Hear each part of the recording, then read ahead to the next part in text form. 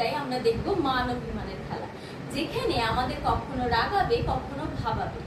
মাদ্রাজের একটা রুমে কোনি একা অভিমানী, তার কারণ হিদ্দা তার সাথে আসে।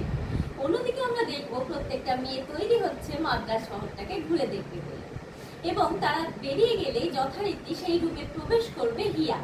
হিয়া জানাবে যে সে তার বাবার সাথে তার বাবার এক বন্ধুর বাড়িতে যাচ্ছে, আর কেউ এসে খোঁজ করলে যেন জানানো হয়।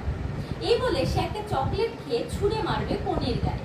পরক্ষণেই কোনিও সেই চকলেটটি ছুঁড়ে মারবে হিয়ার গায়ে, আর হিয়া পুরো অবাক হয়ে যাবে।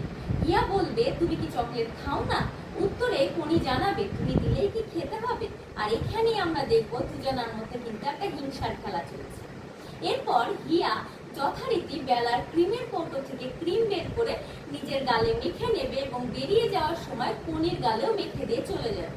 আর কোনি রাগে গজগজ করতে করতে অন্যমনস্কতা বশত নিজের গালে সেটি মেখে